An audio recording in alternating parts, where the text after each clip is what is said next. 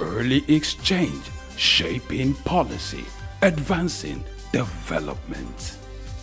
So the European Central Bank and the European Banking Authority put out an in-depth analysis of payment fraud covering the first half of 2022 through the first half of 2023 across various instruments. Now, they revealed very significant patterns, demands attention, demanding of very strong attention. Now, let's take a look at some of the fraudulent transactions and its magnitude. In 2022, payment fraud in the EEA amounted to an alarming 4.3 billion euros, with credit transfers and card payments accounting for the majority of fraudulent activity.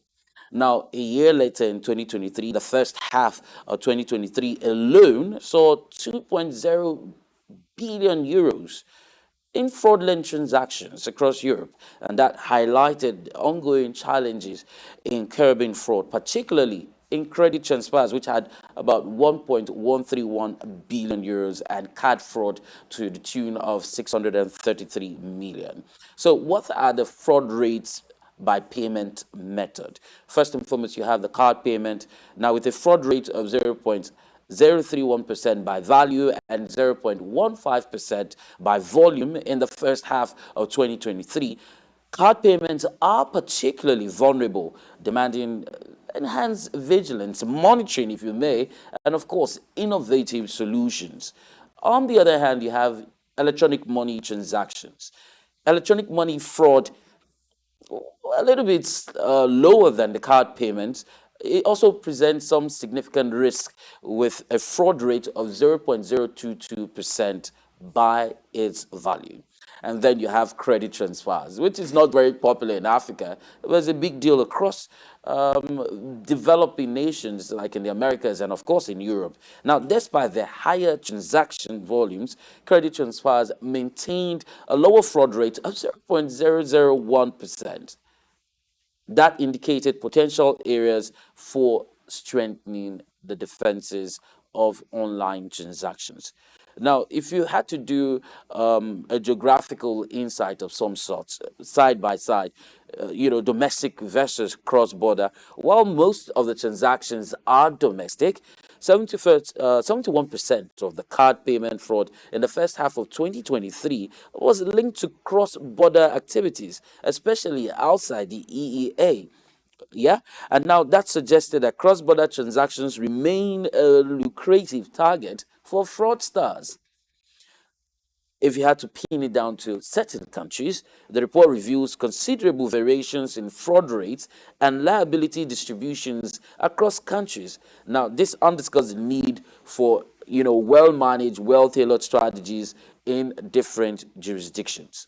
Now, to take a look at the emerging trends in payment fraud, which seems to be evolving as the years go by, the European Bank Authority and European Capital Bank, with the latest report, did identify several critical trends that have shaped the current landscape of payment fraud. I'm going to just reel out some of this.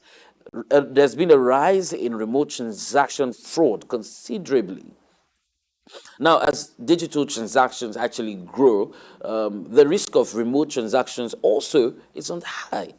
Remote fraud accounted for 82% of card payment fraud and 97% of electronic money fraud in the first half of 2023. Now, financial institutions must put together bolstered security measures for online transactions as fraudsters continuously and increasingly exploit the vulnerabilities, the loopholes, the gaps in the digital payment system. Now, to go on to tell you some of the other emerging trends in payment fraud, the impact of a strong customer authentication system should be considered. Now, there has to be an implementation of a customer authentication system that cannot, if you had to use the word hackable, you might not easily penetrate this. And so you see transactions authenticated through strong customer authentication system, and they are approximately 10 times less likely to be fraudulent.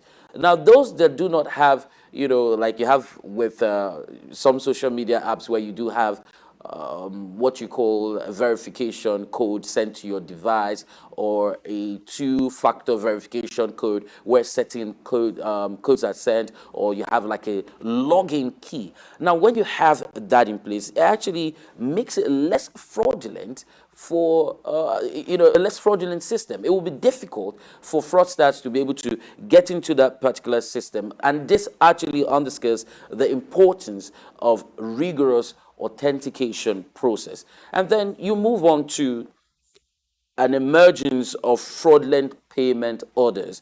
Now, there's been a significant portion of fraud involving the issuance of payment orders by fraudsters using stolen or lost cards. I'll give you an example. Well, just recently, it trended on the news that a certain customer went to a car stand to purchase vehicle, and then he made what you call a fake alert, which seems like a thing trending in Africa now. Provided a fake alert for the customer, and went away with the vehicle. It took a couple of months for him to be tracked down, and eventually he was gotten. But then that's a little bit different, yes, from payment order. But we've seen people use stolen cards, use login accesses to bank accounts that are not theirs to actually transact certain businesses. And so I would have Afolabi join me, who is a coach, an author, to have a conversation. Julius Afolabi, a premium business coach, an author, and a value improvement strategist. He's going to be joining me virtually. Good morning to you, Afolabi Jimo. Thank you very much. Good morning. Okay, so I've been going on and on about the European Bank Authority and, of course, the report published jointly with the European Central Bank.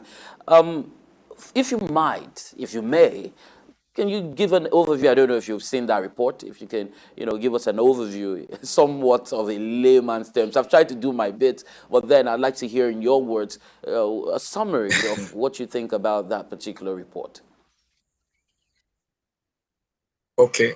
The report shows the height at which fraud has been perpetrated, and it's just basically the display or description of identity theft.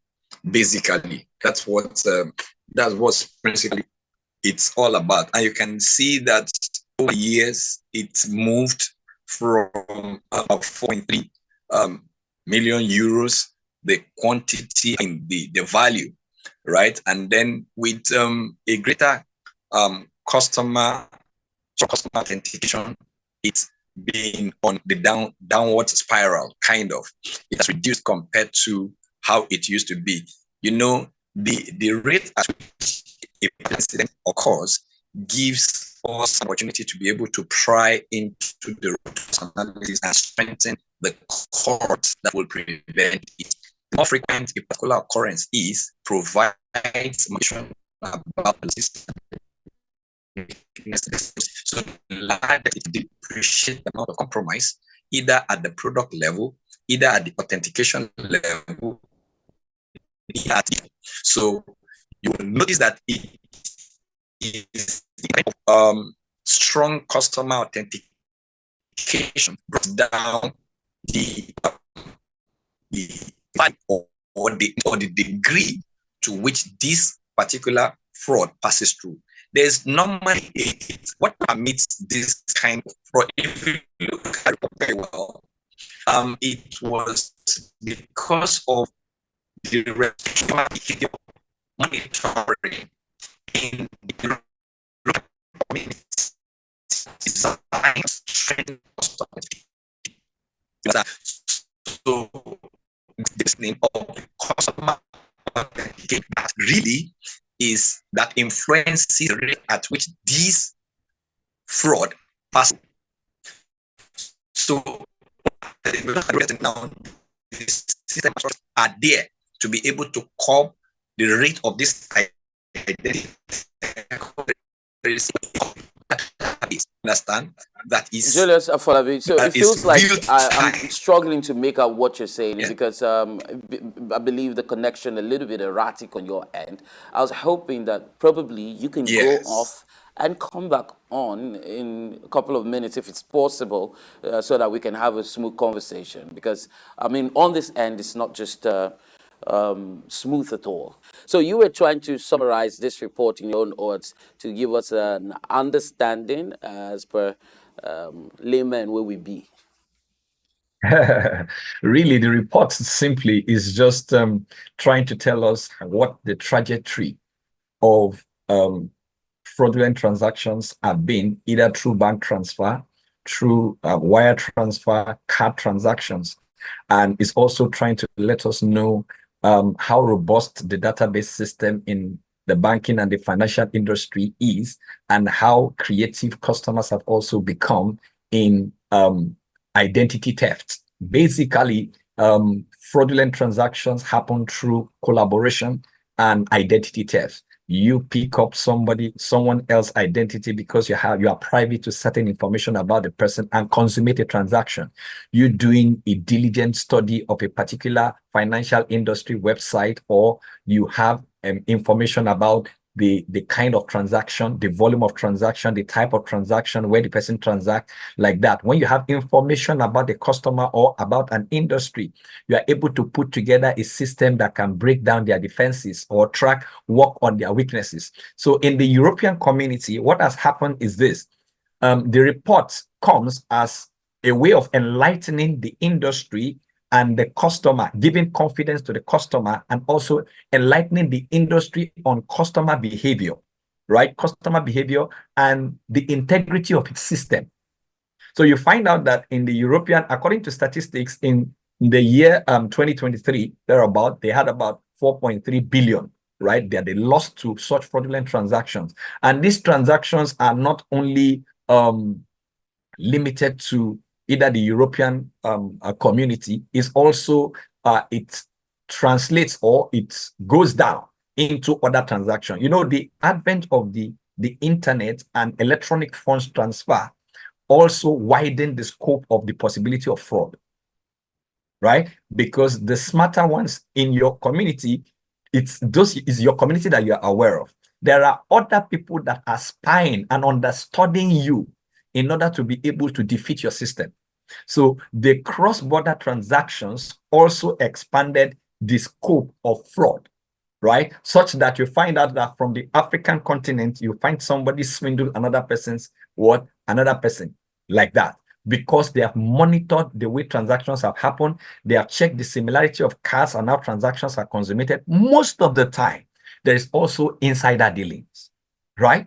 You find people who are enlightened within the community provide information and give hands-on techniques, a form of collision.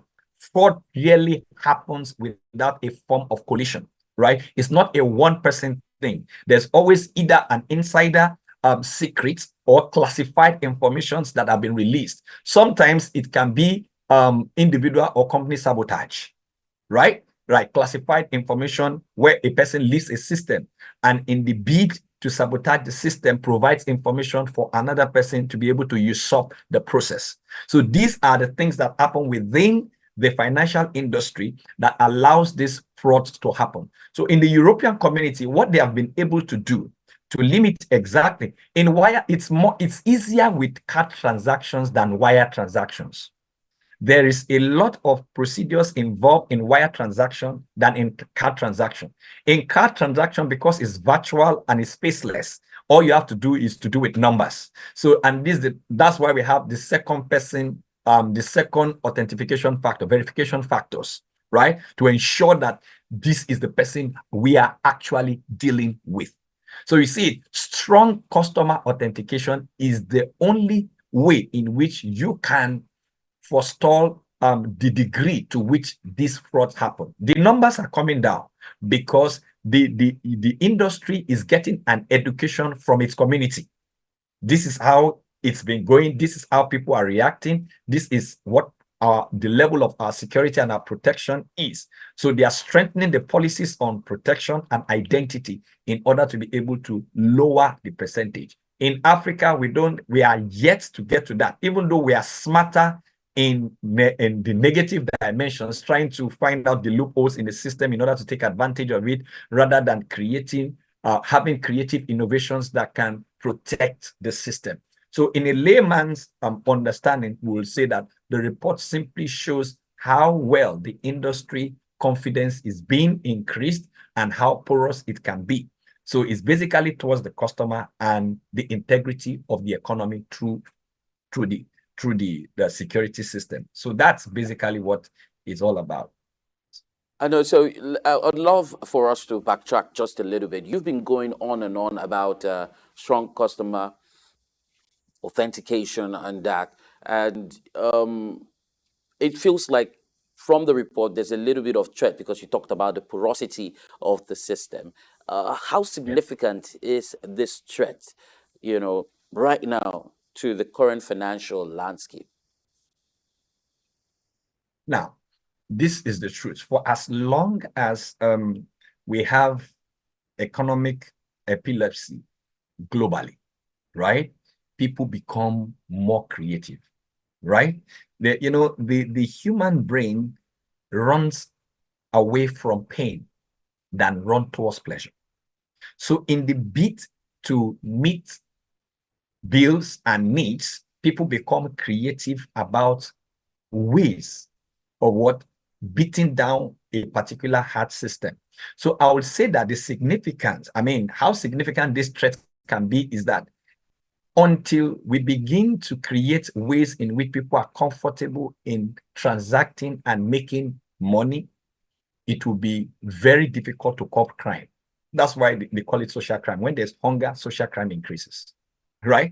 And when the economy is hard, you find out that people want by any means. So the term black hackers, white hackers, you will not be able to know which is which. So it's easy to switch places in challenging times. So the threat is high and will continue to be high because, the smart kids are being discovered on a daily basis.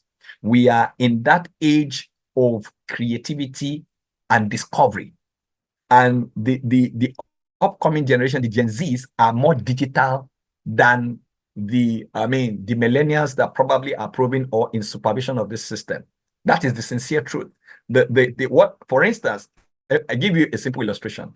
My 9-year-old hacked the elder sister's laptop because she prevented her from using the system, right? She hacked her laptop, changed the password, and made herself an admin. I was overwhelmed.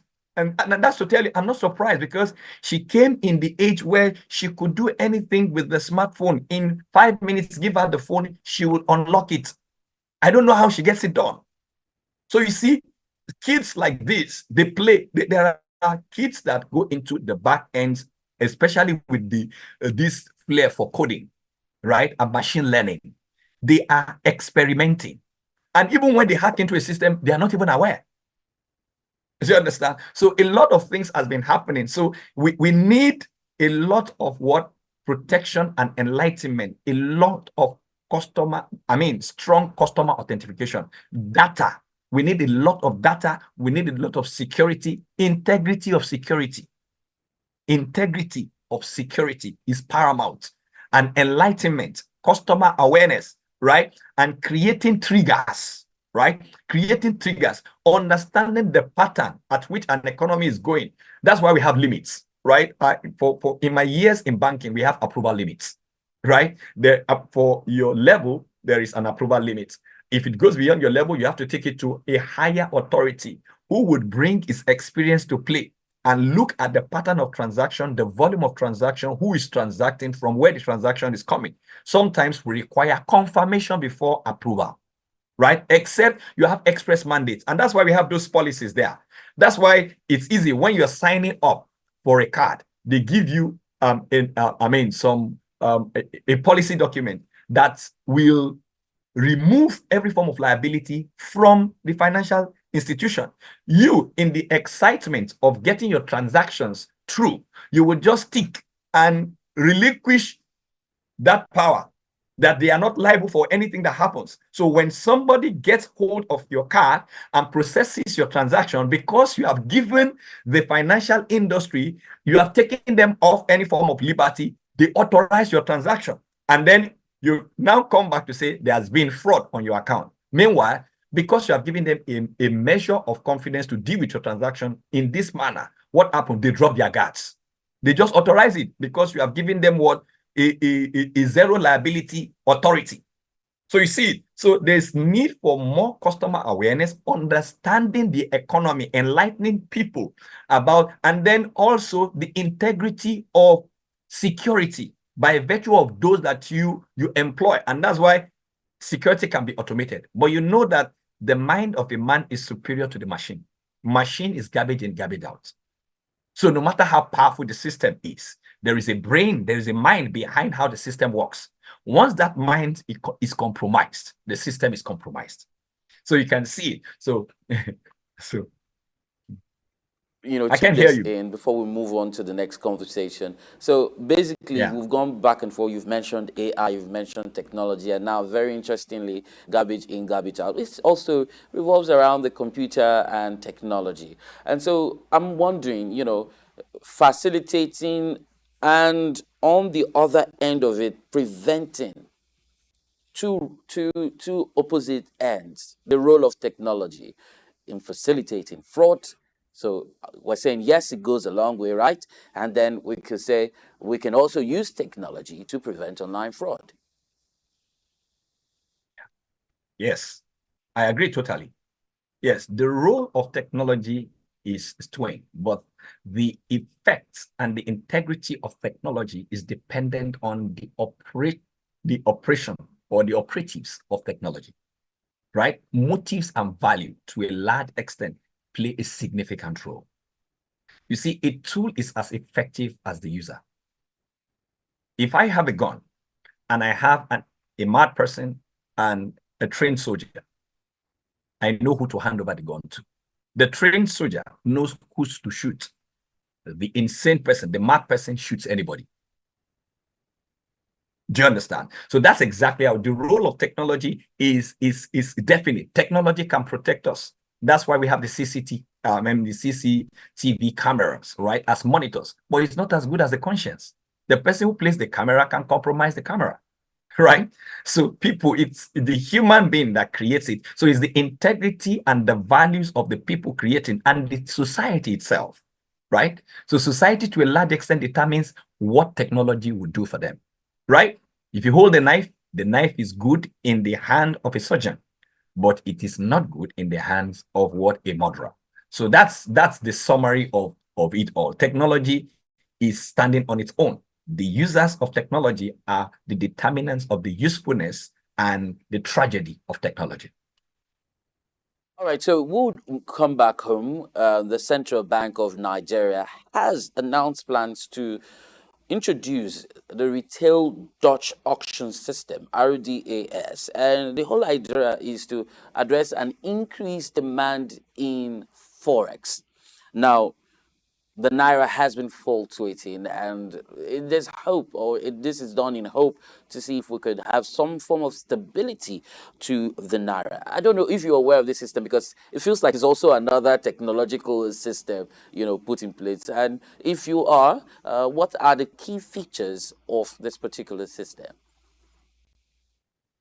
Well, the retail Dutch auction system is basically meant to stabilize the rates or the exchange rates of a particular currency or regional currency or international currency or a national currency, local currency, based on the forces of demand and supply.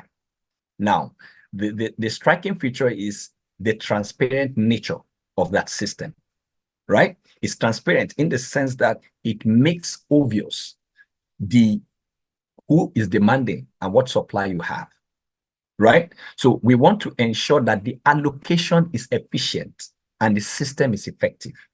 That is effective in the sense that the rightful people get the amount that they want for the value it is worth. That the right people get what? the right amount for the value it is worth. So it works based on what demand and supply. And it's also a bidding process, right? The bidding process is meant to regulate how much the currency will be worth that would be that will not be a threat to the economy. Now, this is what I mean. Let's take, for instance, that you have a 100 billion, right, dollars, and there's a demand for it. Now, the demand is going to come from different users, right, from the economy. Now, if this demand is coming from different users, how much do we give? Would we say because this person is requesting for $80 billion, one particular sector or an individual is requesting for $80 billion, we give the person $80 billion? No, that would be unfair to the other sector. We want a fair distribution and a stable economy. So what do?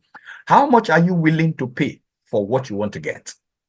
Right? So you see it now. That's the bidding process, right? If you're willing to pay this certain amount, okay, I'm willing to pay 1,500 naira, right? That's the highest bidder. Another person is willing to pay 1,400, right? And this person wants 20 billion. This person wants, 60 billion. Then we have the clearing price. The clearing price is the price below which or and above which the central bank cannot sell, right? That becomes the clearing price, and that determines the distribution system, right? So we are saying that this is the price at which everybody can get what they want and the right people can get what is required in such a way that no particular person can outrightly influence the price. So I can say that because of what I want to do, I'm ready to pay anything. Right? There are people that are desperate enough to want to pay any amount to get what they want because what they want to use it for is so important to them. But the economy will be very unfair. If I may interject you at this point, who are the right persons? You've mentioned right persons, right users. Who are the right persons? Who are the persons who actually require foreign exchange?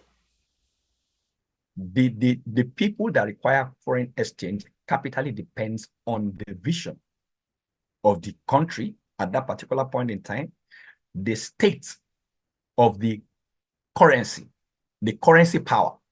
You understand? The currency power, the purchasing power of the currency, and the vision of that particular economy to a large extent determines who are the right persons. Because you can't say this person is the right person if his demand is going to adversely affect the economy. So you can see where the economy is, the trajectory of the economy determines whose allocation will drive the stability of the currency. Let's take, for instance, we want to move from oil dependence to agriculture. Now, if foreign exchange demand is coming from oil, of course, it's going to have adverse effect on the vision of what divesting from there. You see it now. So that's how it affects it. And for as long as the oil dependence did not support our currency stability, we have to move away. We have to now reallocate the resources we have into the area that will stabilize our economy. For instance, now we have food security threat in Nigeria, right? Regardless of what? The buoyancy of the oil economy. But the oil economy that we have been solely dependent on has been grossly mismanaged and is not supporting the economy. So if we are moving the vision, our ideals, in order to stabilize the economy will come from the central bank policy depending on national vision.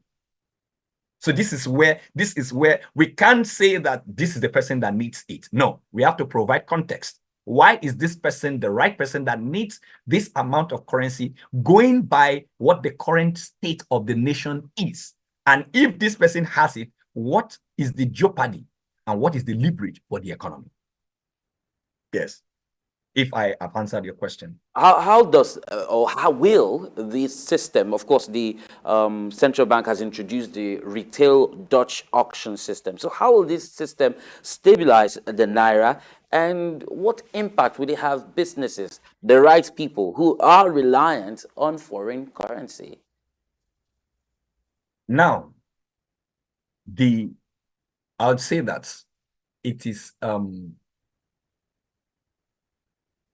I'll say it's a positive and progressive approach to stabilizing the Naira by introducing the system. Now, if you have observed the pattern of the Nigerian system over time, even the central bank, there has been epilepsy of policies that normally brings about what? Like confusion in the economy. There is the need to do a stress test on the workability and practicability of a system in your community before adopting the system. We have the challenge of not properly establishing the validity of a system before importing it. When you buy a small device and you have to download the software, there's what is called the compatibility requirement. This is where we fail most of the time. We do not test the compatibility of a system to the peculiarity of our environment. What's the peculiarity of our economy, right? Bringing a system is not a guarantee of stabilizing the naira if the people managing the system remain the same.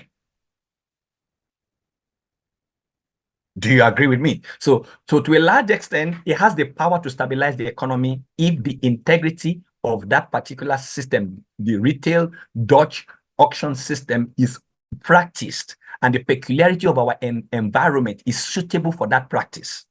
But understand that the system is as good, as effective as the users of the system. If the same people that use a particular system, bringing it is just like decoration. It's just like icing on the cake that you can't determine the substance of the cake. So that's my view about it.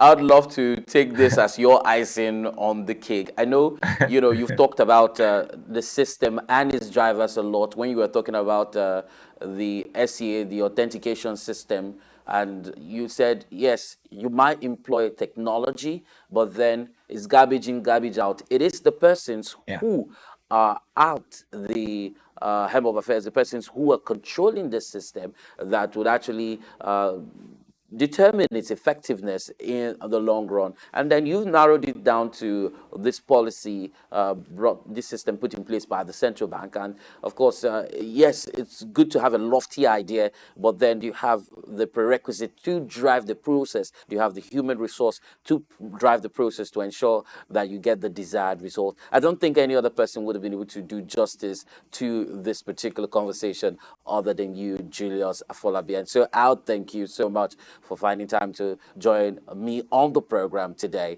as we try to shape policy and advance development in Nigeria and Africa as a whole. Thank you very much. It's been an awesome time having you on this conversation. Thank you so much. So we've been able to surmount all of the network glitches, issues. I just wanted to rhyme a little bit there. And finally, would have to allow the cotton drop on the program. We have the privilege of speaking with CEO Mukhtar Mohammed, CEO of Finance with Mukhtar. And of course, just in the second half, we had the conversation with Julius Afolabi, who is an author, who is also a premium business coach and a value improvement strategist. And boy, he's been able to add some value to the program. Many thanks to everyone who is behind the camera and has also tried to ensure that you receive us crisp, loud and clear. Many thanks to Juve, who's been up and about to ensure that you are receiving us from whatever location you are listening in from. So if you are in France, I'd like to say bonjour. If you're in Germany, guten Morgen. And of course, in Lagos, Nigeria, good morning and no double. My name has been Temple Barra. See you when I see you. Until then, stay tuned to Souk News Television. Market Insight is up at 11. And of course, the record stuff of our programming would follow suit. Bye for now.